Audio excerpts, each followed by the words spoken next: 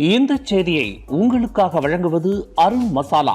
1983 ஆண்டிலிருந்து தரத்துடன் தன்மை மாறாத அறுசுவை சமையலுக்கான அருண் மசாலா.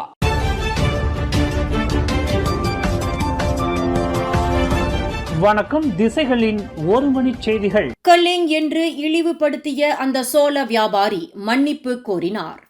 கல்லிங்கிற்கு சோளத்தை விற்க மாட்டேன் என்று இந்தியர்களை இழிவுபடுத்தும் தன்மையில் இனத்துவேச வாசகத்தை உள்ளடக்கிய அறிவிப்பு அட்டையை காட்சிக்கு வைத்திருந்த சோள வியாபாரி ஒருவர் தனது செயலுக்காக மன்னிப்பு கோரினார் என்று ஒற்றுமைத்துறை அமைச்சர் டத்தோ ஏரன் அகோ டாகாங் தெரிவித்துள்ளார். மலேசிய மக்களிடம், குறிப்பாக இந்தியர்களின் மனதை புண்படுத்திய அந்த சோள வியாபாரி மன்னிப்பு கோரியதாகவும், நாட்டின் ஒற்றுமையையும் நல்லிணக்கத்தையும் பாதிக்கக்கூடிய இத்தகைய செயலில் ஈடுபட போவதில்லை என்றும் வருத்தம் தெரிவித்துள்ளதாக டத்தோ ஏரன் அகோ டாகாங் குறிப்பிட்டார். இப்பிரச்சனையை தீர்ப்பதில் ருக்குன் தத்தாங்க அதிகாரி இன்சே ரோஸ்மான் மற்றும் இன்சே ஷாவால் நடுவராக செயல்பட்டதாக அமைச்சர் தெரிவித்தார். கடந்த பிப்ரவரி 14 செப்பாங் கொத்தவாரிசான் ஹாலிடே இன் ஹோட்டலுக்கு முன்புறம் உள்ள ஒரு சிறிய ஸ்டால் அங்காடி கடையில் மலாய்க்கார ஆடவர் ஒருவர், மன்னிக்கவும், இந்த சோளம் கல்லேங்கிற்கு விற்கப்படுவதில்லை என்று எழுதப்பட்ட வாசக அறிக்கையை தனது ஸ்டாலின் முன் மாட்டப்பட்டு இருந்தது குறித்து இந்திய பெண்மணி ஒருவர் வெளிச்சத்திற்கு கொண்டு வந்தார். அவர் வெளியிட்ட காணொளி சமூக வலைதளங்களில் பெரும் வைரலானது. பணம் ஈட்டுவதற்கு வியாபாரத்தில் ஈடுபடும் வியாபாரிகள் கூட இந்தியர்களை இழிவுபடுத்தும் இனத்துவேசத்தில் ஈடுபட்டு வருவது மலேசியா எதனை நோக்கி சென்று கொண்டிருக்கிறது என்று பலர் கேள்வி எழுப்பினர்.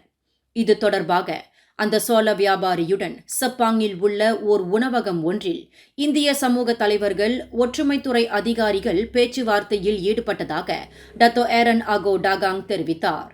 எனினும் இனத்துவேசமாக செயல்பட்ட அந்த வியாபாரி மன்னிப்பு கேட்ட விவகாரத்தை ஒற்றுமைத்துறை அமைச்சர் டத்தோ ஏரன் அகோ டாகாங் வெளியிட்டாரே தவிர, மற்றவர்களுக்கு ஒரு பாடமாக இருக்க அந்த வியாபாரி மீது நடவடிக்கை எடுக்கப்பட்டதா என்பதை சொல்லவில்லை.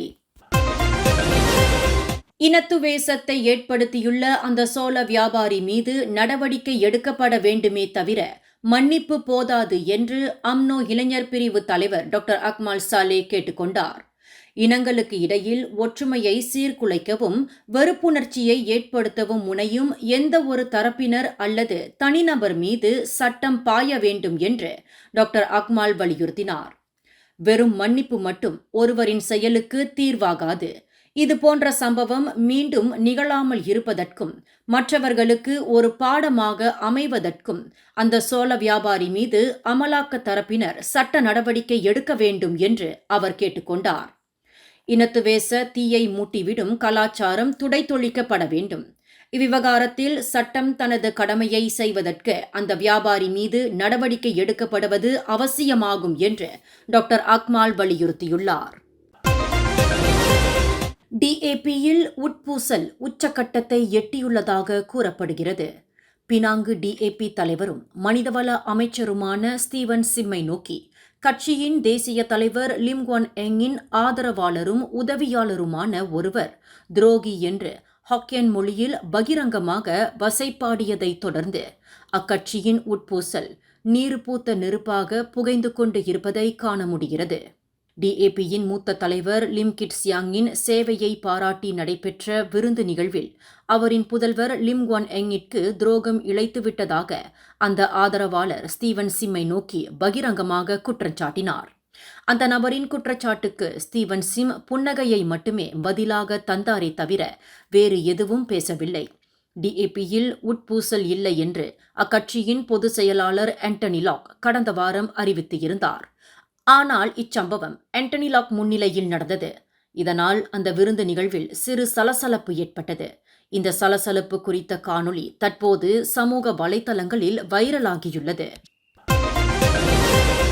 இனத்துவேச தன்மையில் எழுதப்பட்ட வாசகத்தை உள்ளடக்கிய அறிவிப்பை சோள வியாபாரி ஒருவர் வெளிப்படையாக காட்சிக்கு வைத்திருந்த காணொளி சமூக வலைதளங்களில் வைரலாகி இருப்பது இந்தியர்களிடையே அதிருப்தியை ஏற்படுத்தியுள்ளது.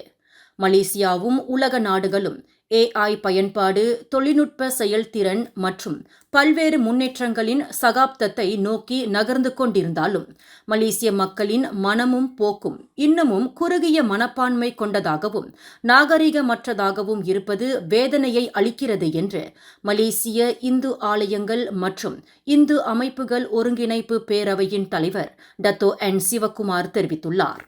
இனத்துவேச தன்மையிலான இதுபோன்ற விவகாரங்கள் குறித்து பலமுறை விவாதிக்கப்பட்டு கேள்வி எழுப்பப்பட்டும் இத்தகைய இனவாதிகளுக்கு எதிராக இதுவரை எந்தவொரு உறுதியான நடவடிக்கையும் எடுக்கப்படாத காரணத்தினால் இதுபோன்ற சம்பவங்கள் மீண்டும் தலை தூக்கத் தொடங்கியுள்ளதாக டத்தோ சிவகுமார் குறிப்பிட்டார். மலிவான விளம்பரத்திற்காக சில வியாபாரிகள் மற்ற இனங்களை இழிவுபடுத்துவது போன்ற தந்திரங்களை பயன்படுத்துகின்றார்கள். இதனால் அவர்களின் வியாபாரம் சமூக வலைத்தளங்களில் வைரலாகி எதிர்பார்க்க முடியாத வருமானத்தை சம்பாதிக்க முடியும் என்று மனப்பால் குடித்து வருகின்றனர் என்று டத்தோ சிவகுமார் குறிப்பிட்டார். ஆனால் இதுபோன்ற செயல்கள் மலேசியர்களிடையே இதுநாள் வரை கட்டிக்காக்கப்பட்டு வருகின்ற ஒற்றுமை மற்றும் நல்லிணக்கத்தை பாதிக்க செய்கிறது. இத்தகைய இனத்துவேச செயல்கள் தலை தூக்கும் போது ஒற்றுமையை நிலைநிறுத்த வேண்டிய ஒற்றுமை அமைச்சும் அதன் அதிகாரிகளும் மௌனம் காத்து வருவதும் அவர்களுக்கு எதிராக உறுதியான நடவடிக்கை எடுக்காததும் பெரும் ஏமாற்றம் அளிக்கிறது. சோள வியாபாரியை போன்ற இனத்துவேசத்தை விதைக்கும் நபர்களுக்கு எதிராக உறுதியான சட்ட நடவடிக்கை தேவை. அவர்கள் நீதிமன்றத்தில் நிறுத்தப்பட்டு தண்டிக்கப்பட வேண்டும். இதனை அமலாக்க அதிகாரிகள் உறுதி செய்ய வேண்டும்.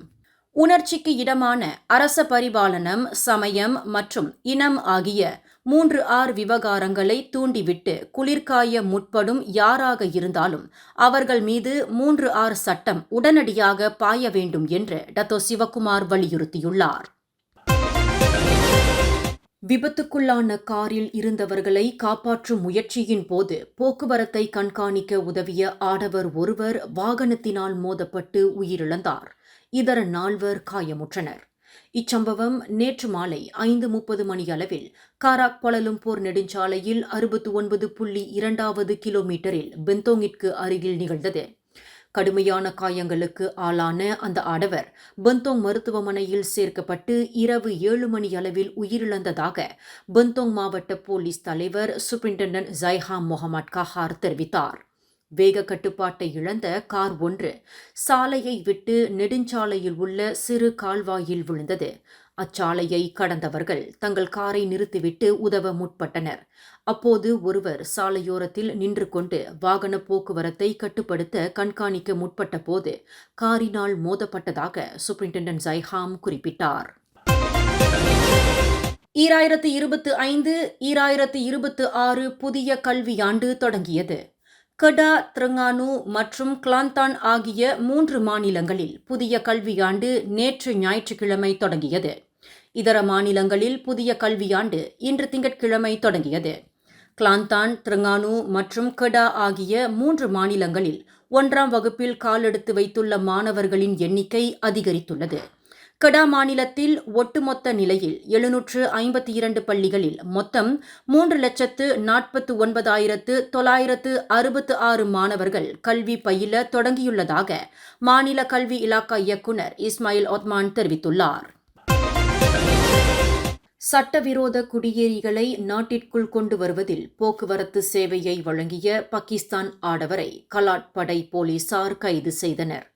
நேற்று ஞாயிற்றுக்கிழமை கிளாந்தான் பசேர்மாஸ் சரோங்கா என்ற இடத்தில் சந்தேகத்திற்கு இடமாக சென்று கொண்டிருந்த கார் ஒன்றை போலீசார் மடக்கி சோதனையிட்ட போது காருக்குள் 4 அந்நிய நாட்டவர்கள் இருப்பது தெரியவந்தது.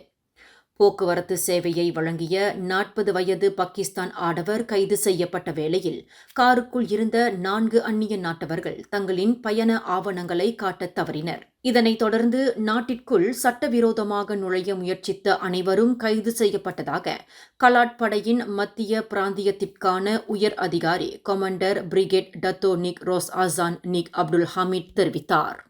இந்த செய்தியை உங்களுக்காக வழங்கியது அருண் மசாலா. 1983ஆம் ஆண்டிலிருந்து தரத்துடன் தன்மை மாறாத அறுசுவை சமையலுக்கு அருண் மசாலா. மேலும் செய்திகளை தெரிந்து கொள்ள கீழே இருக்கும் பெல் பட்டனை அழுத்துங்கள். உங்கள் மகிழ்ச்சியை வெளிப்படுத்த லைக் மற்றும் ஷேர் செய்யுங்கள்.